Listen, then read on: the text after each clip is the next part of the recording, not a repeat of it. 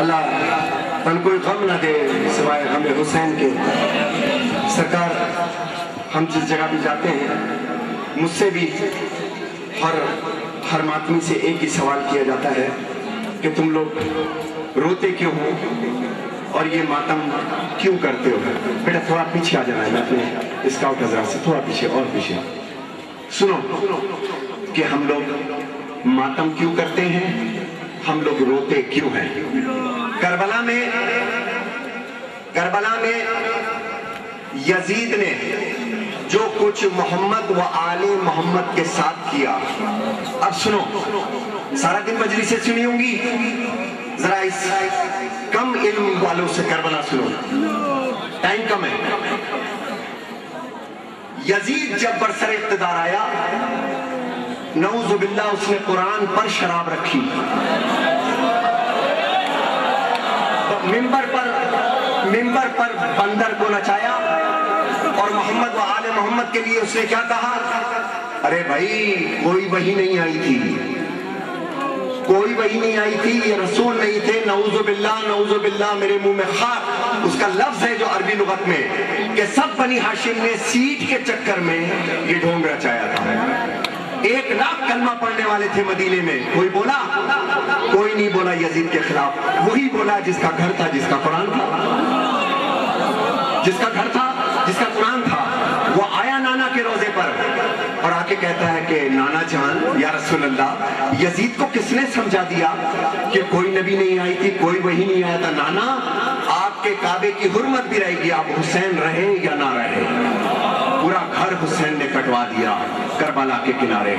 اب جب یہ واقعہ ہم کو پتا چلا تو مظلوم ہی مظلوم کو روتے ہیں جہاں میں، ظالم کبھی مظلوم کا ماتم نہیں کرتے۔ ہمت ہے تو محشر میں یہ پیغمبر سے کہنا کہ ہم عید تو کرتے ہیں، محرم نہیں کرتے۔ اپنا کوئی مر جائے تو روتے ہو تڑپ کر، پر آل محمد کا کوئی غم نہیں کرتے ہیں۔ کسی لڑکی پر کوئی بیداد ہو جائے، کسی لڑکی پہ کوئی ظلم ہو جائے، سارے لوگ چیخنے لگتے ہیں، ہائے کربلا سے کوفہ، کوفے سے شام، جس کا کلمہ پڑھتے ہوں گے رسول، اس کی بیٹیوں سے چادریں چھین کر کے مجمع میں پھرایا گیا تھا، اس پہ رونا نہیں آتا۔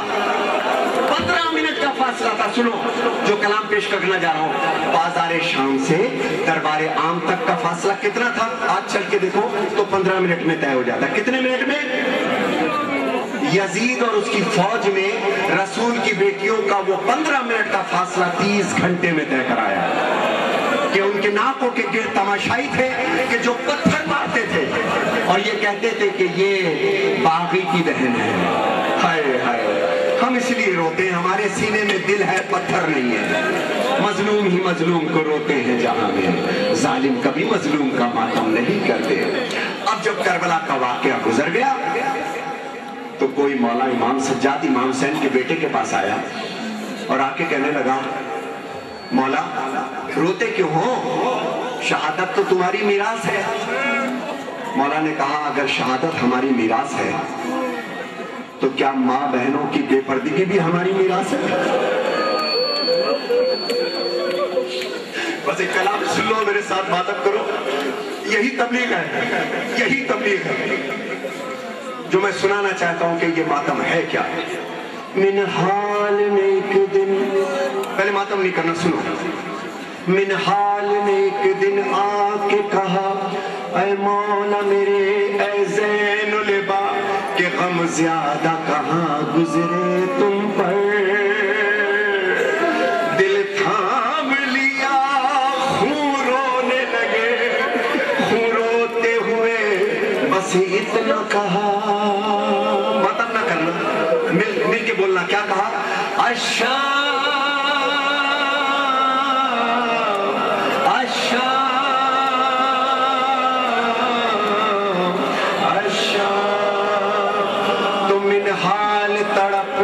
کہنے لگا کہ رونے کا سبب مولا ہے کیا، کہ میراث شہادت آپ کی ہے۔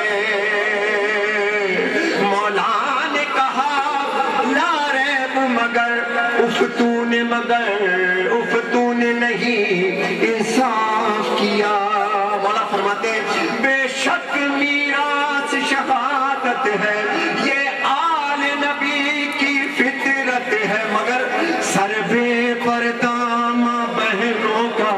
ایک یہ بھی میری میراث تھی کیا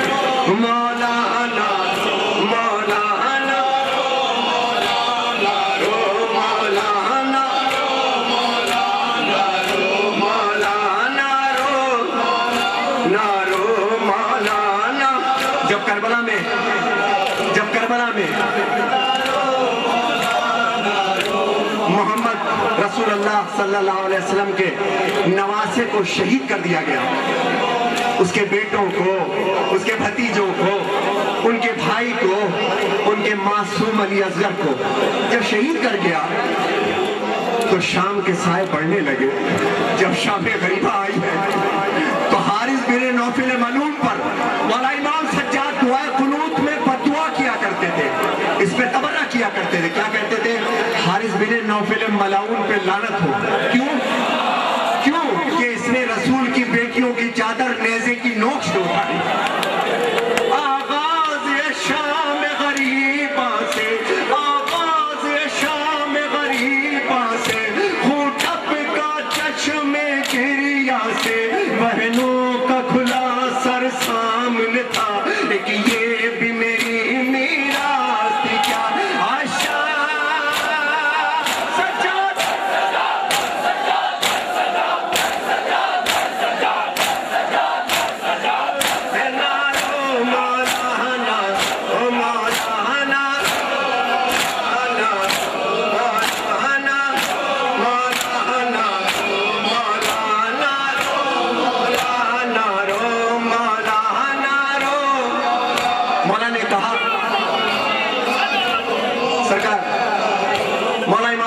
ایک بات کری اور وہ بات پوری دنیا میں اذان بن کے پھیل گئی۔